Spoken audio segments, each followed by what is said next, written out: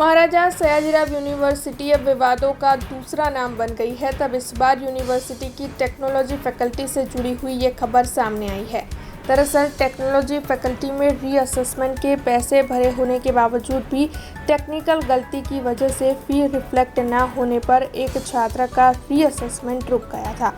आपको बता दें कि छात्र की ओर से रीअसेसमेंट के लिए फॉर्म टेक्नोलॉजी फैकल्टी पर कब से भर दिए गए थे और साथ ही उसकी फ़ी भी कलेक्ट कर ली गई थी।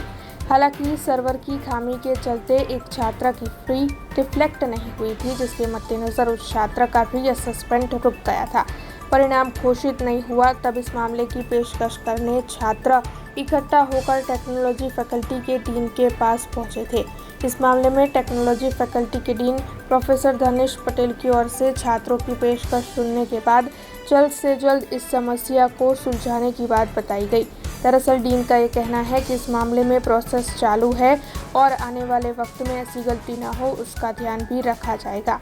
તે દિવસે અમારા આવ્યા હતા ગુરુવારે લેખન, એના પછી શનિવારે અમે 2 થી 2:30 વાગ્યામાં બધા રિઝલ્ટ ડિક્લેર કરી દીધા હતા, રાઈટ। અને કદાચ નીકળે ધારો કે 1-2 છોકરા બી તો બી કંઈક ટેકનિકલ ખામી હશે, એ પણ હું બાહેધરે આપું છું કે એનું પણ કાલ સાંજ સુધીમાં અમે લાવી દઈશું, બરાબર।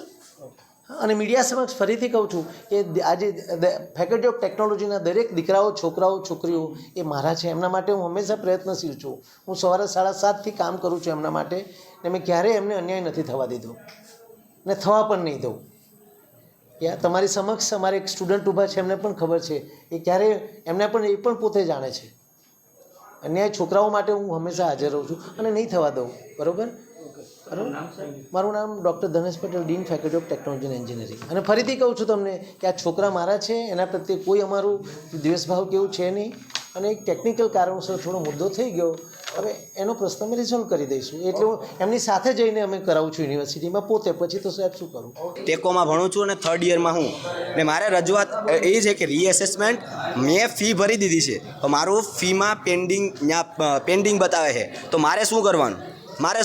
4 મહિના મારી ભણતર બગડી, 4 મહિનામાં હું અહીંયા મને હોસ્ટેલમાં એડમિશન નથી મળ્યું, તો મારે શું કરવાનું? મારે પીજીમાં રહેવું પડ્યું, મારે શું કરવાનું? એમ ભૂલ ડીન સાહેબની જ છે બધી। ડીન સાહેબ અમને ચોખ્ખું વીસી ઓફિસેથી કીધેલ છે કે તમારો ડીન સાહેબે અમને કંઈ જાણકારી કીધેલ નથી। આ બધી કાલની વાત છે, કાલ વીસી ઓફિસેથી અમને કીધું છે કે ડીન સાહેબે કંઈ હજી જાણકારી અમને કંઈ કરી નથી એમ। તો હવે અમારે શું સમજવાનું? 15 દિવસથી મને આ તકલીફ છે। હું 15 દિવસથી હેડ ઓફિસ, આ ડીન ઓફિસ, અને એક તો ડીન સાહેબ 3 ફેકલ્ટીને સંભાળે છે। એવડી ઉંમરે 3 ફેકલ્ટીને ક્યાં સંભાળવાની આવે?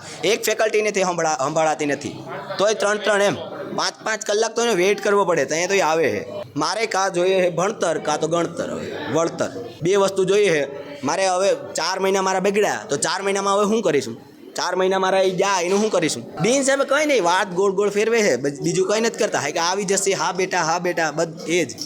ડીન સાહેબ 15 દિવસથી કંઈ કરતા નથી। 15 દિવસથી એમ જ કહે છે હા થઈ જશે, તારું થઈ જશે। આજ હવે અમે કંટાળીને એને આંબે હાથ જોડ્યા, કંટાળીને એમ એટલા વિદ્યાર્થીઓ કંટાળીને એની આંબે હાથ જોડ્યા છીએ। हमसे जुड़े रहने के लिए हमारे YouTube चैनल को सब्सक्राइब करें और नई वीडियो की नोटिफिकेशन के लिए बेल आइकॉन को दबाएं।